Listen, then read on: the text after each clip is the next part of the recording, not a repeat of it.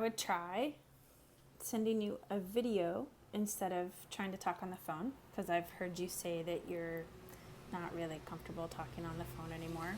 And even though I know you would probably enjoy me calling you. And I've also heard you say that you are keeping abreast of my life and doings, etc., by looking at Facebook. And I'm trying very much to leave Facebook, but I don't want to leave you behind and out in the dark, not knowing what's going on. So I thought I would try making videos and sending you videos with a little bit of a weekly update. Mostly, I really want to leave Facebook. I'm not interested in that method of communication anymore. I think personally, my own outreach and friend connections were much richer before Facebook. And I think for me, Facebook has degraded the quality of my relationships and friendships with people. It is nice to be able to touch base with people, but we can have great conversations in other ways. So I thought I would try this and try something different. And if there's commercials, don't worry about it. They will be longer on your computer than they are on your phone. So I don't know what your data package is, so whatever. That's up to you. I think this might be an interesting way to stay connected. And I can actually show you what my house looks like, what the projects I'm working on are. We'll try it. So I have been in this house since June, and it's the middle of August now. I feel like I'm still unpacking. I got the major stuff just handled. I've got furniture in place and it's comfortable. We're still trying to get rid of, distribute, reuse Joan's stuff. Joan is Tony's mom. I think that we're at a point where it's like we're getting to the minutia. It's a lot to think about. To just chuck it, which is my inclination, would be hasty, and I just feel like I'm swimming in other people's garbage and I don't like it. But I also am hearing Tony and wanting to respect their process and getting through the stuff. So there's stuff that I know is just junk, and I sneak it into the garbage every Tuesday before it goes out. But I'm also really mindful of what is going into that pile of stuff. It's like, if it's socks, it's gone. Or if it's underwear, it's gone. If it's a purse or a box of costume jewelry, or it's papers or artwork, of course I'm not going to throw that away. But if it's something that cat crawled into and barfed all over, it's gone. And this is true of my own stuff. When we packed up and moved from North Carolina, it was kind of hasty, and I'm just now unpacking stuff that we packed in 2017. So I'm I've been in boxes for 2 years, and I'm really just now getting to it and having to rediscover some of my own stuff, which I think would be kind of fun to take you on some of those journeys on a weekly basis. Let's figure out what's in this tub.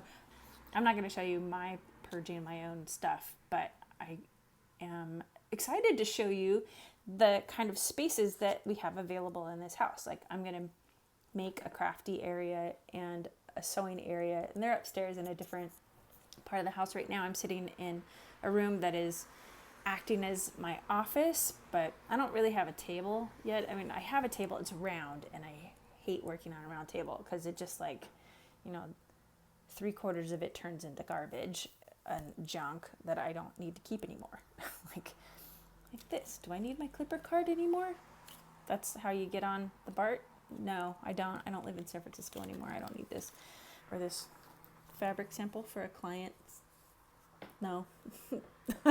So yeah, I'm still unpacking and organizing. For the most part, the house is fairly well put together, but we still have piles of things. And right now I feel like my office is a pile of a collection of things that belong in here, but I don't have an organizational system to put them together yet.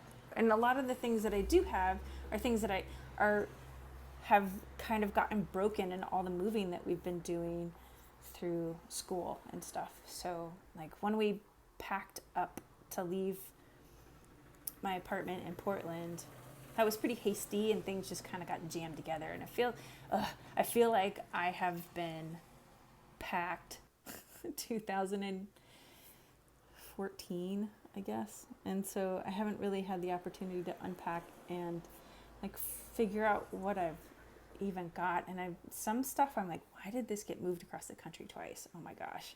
But there it is. That's because I'm an adult and I get to have things and I get to suffer the consequences of moving those things.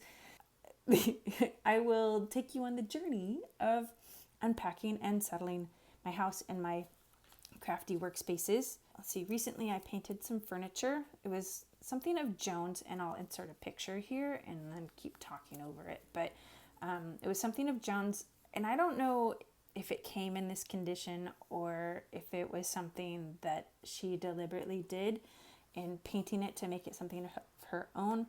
But I found that the paint treatment was pretty outside of the scope of my personal style. So I decided, there's nothing lost, nothing gained if I paint it. So I picked a really bananas paint color and painted it super bright green. And it's very bright green.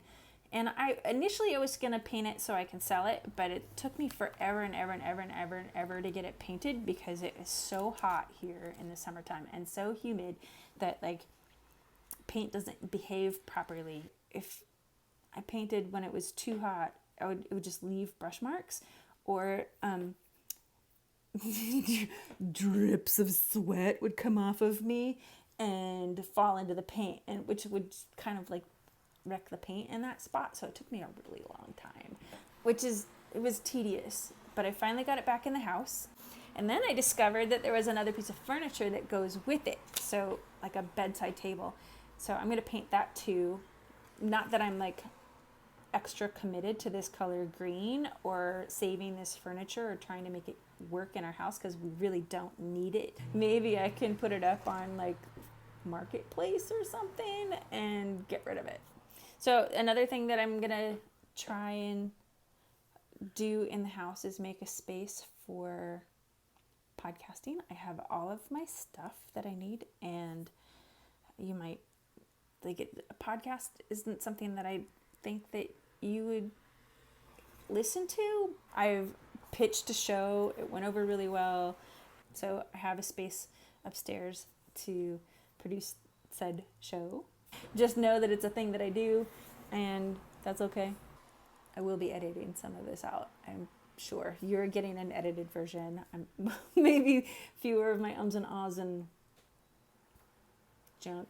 The job that I got, that I was telling you I got when we saw each other in Montana, they decided that I wasn't a good fit, and that's fine. So I've been looking for other work. And I've been looking more seriously in my own fields. So that is tricky because that work is not in Cleveland. We've talked about not staying in Cleveland, so I've been looking at work in places where that work is and places that we might want to move and places that we've talked about wanting to live, which are like, I did some research to find that like geographic center spot between you and Todd. That's Fresno. I don't want to live in Fresno. The next city up would be Reno. I don't know that Reno's exactly a good fit for us. Work-wise, probably closer actually to LA because of the kind of work I do, or closer to Portland because of the work I do. So Portland or LA. Both of those places are really expensive. I have to say living in Cleveland is affordable. Phoenix doesn't have a whole lot of animation jobs. so that's not happening. In the next video, I'll take you on a tour of the house. That'll give me some time to clean it up. Because right now, it like I just unpacked all of the fragile boxes and they're just sitting on the dining room table, the contents of those fragiles. And then I can take you upstairs. We'll just like do a whole house tour next time. Let me know one way or another if this video format works for you. Because if it doesn't work for you, then there's no point in trying to make another video, right? I'd like to think that with this kind of situation, you don't have to try to engage in the conversation. You can just like enjoy my company as if I'm just rattling on. You can pause it. You can come back to it when you've got time, or if like you have to go do something, you can just stop and watch it later. No problem. But I would like to use this as an opportunity to show you what I'm working on and like just keep you up to date on what's happening. I love you, and I hope this works. And I hope it's not too much. Oh, and I wanted to show you. Do you see her?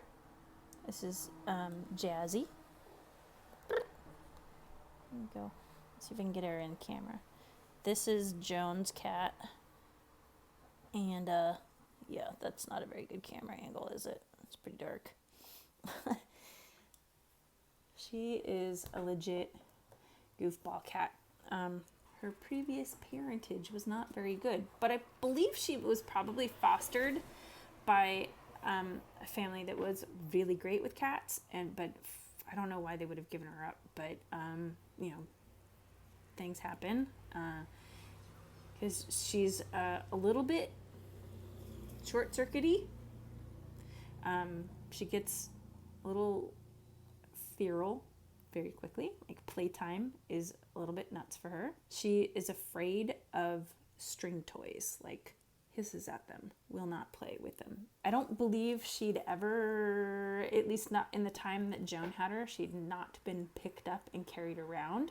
And she's like, what are you doing? What are you doing? Why are you picking me up? Oh, this is nice. Oh, hello.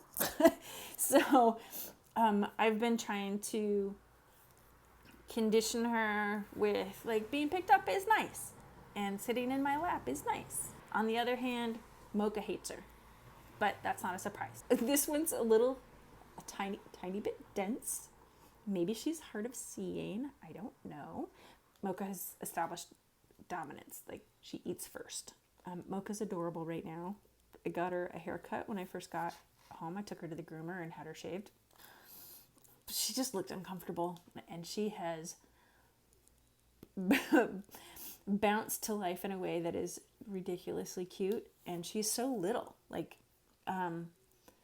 she used to be, it seems like because she's so fluffy, it seems like she's a really gigantic cat. And the last time she went to the vet, she was 14 pounds, but I weighed her recently and she's only 9 pounds. And so she's just a little peanut of a cat, and she's really cute.